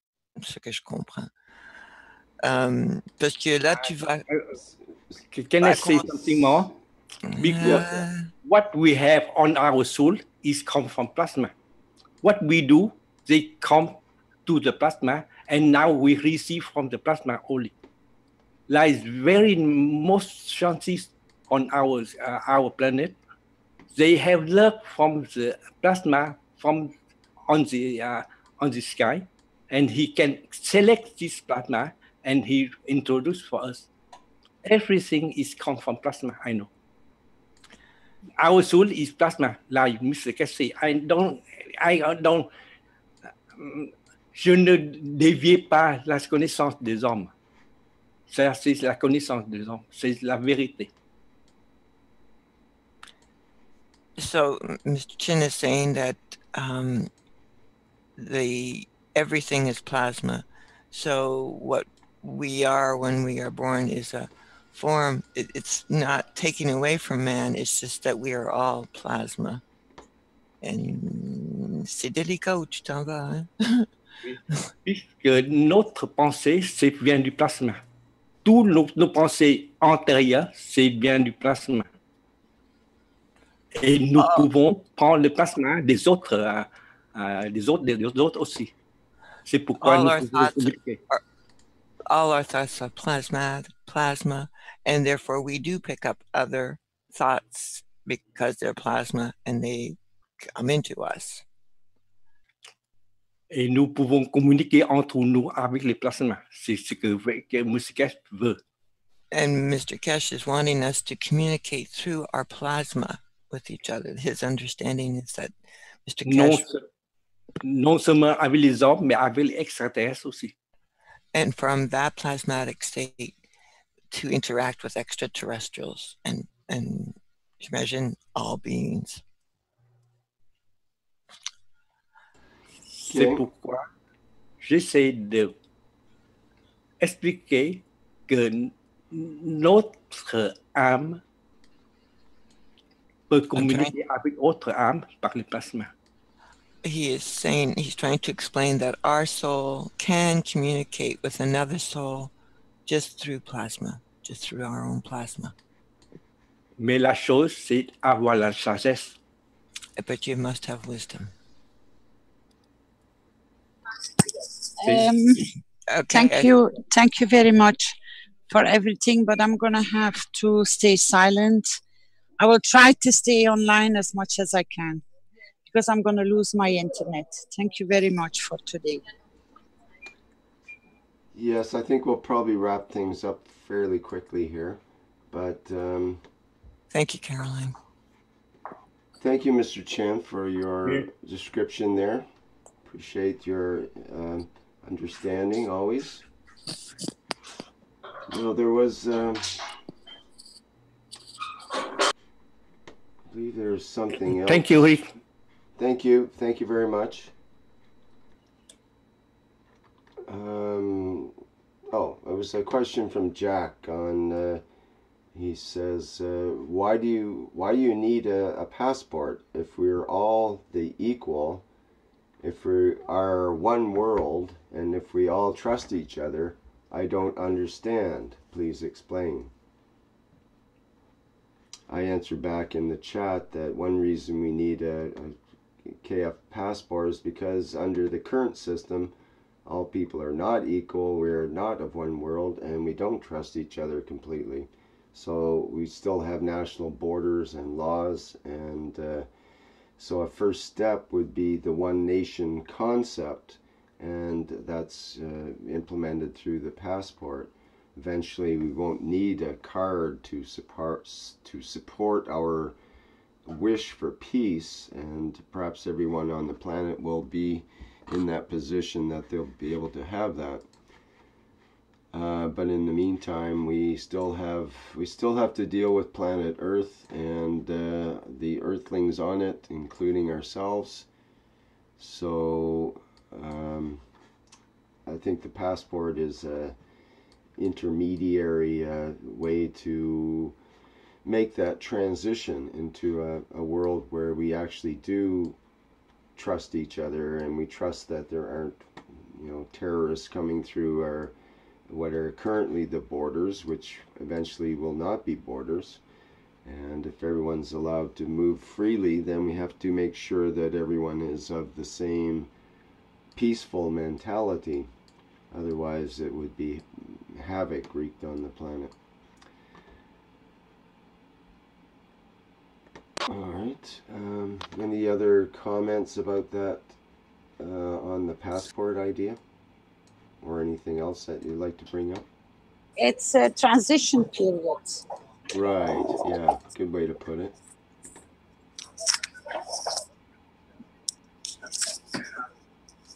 Any other comments about that? Is there any updates on the passport or any other input on it?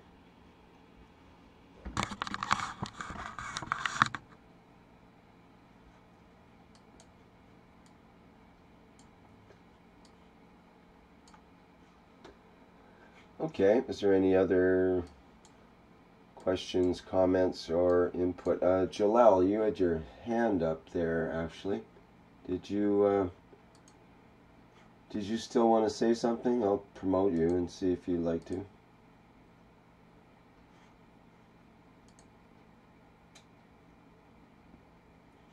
Go ahead. Did you have something you wanted to say, Jalal? Yes, thank you, Rick. Good evening, everybody. Good day. I would like to say only one thing. Before we know this knowledge, we are sharing everything without knowing the goodness and the bad things. And now when we are coming to this knowledge, now we know that we are all connected, and we are trying to fix everything. But I think we missed something, that maybe I'm wrong, but I think we are also before we was sharing also the fields of the bad things what's happened to the humanity and to the planets. That means when there was something before 10 years or 20 years or 30 years, bad things happened, that's not mean that it's not your fault. I think in that, before the knowledge, we know, before the awareness, that we are contributing in this kind of field without knowing. So if I know that maybe I done such a thing wrong, because we are changing to the good things, and we are trying to fix something bad we done, and remember if we done something wrong, and we not forgiveness as Mr. Cash said, but aware of what we done. And I think in a way we did influence in this bad fields, and because we are connected, and we know now we are connected, and this is bring us to a little bit thinking about what's happened before and what is still going on. So if I take responsibility, I know I don't know if I'm in that position to, but I am only, you can judge only yourself and see if you did without noticing encouraging this bad fields, and to what do you call it, make take it back and make it to the good fields. And I think this will be really speeding the peace here, because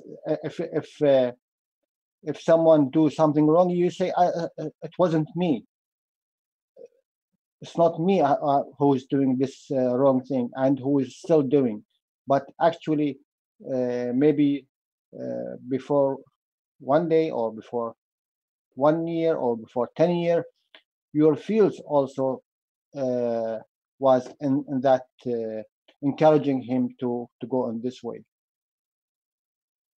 So this was coming in my mind. So this is from what I hear today. Thank you, Rick. Okay, thank you, Jalal.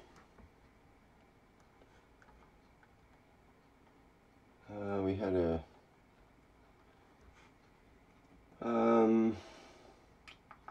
a question in the chat. There's a new student of the foundation. Could you give me a name or email for asking some questions and to get an answer quick for getting access to the education in terms of time zone? I'm not sure if you mean you're an actual student already of the Kesh Foundation education side, or you need to get that access. Someone could give them the link to the education website, perhaps. I think we'll have that in a second here.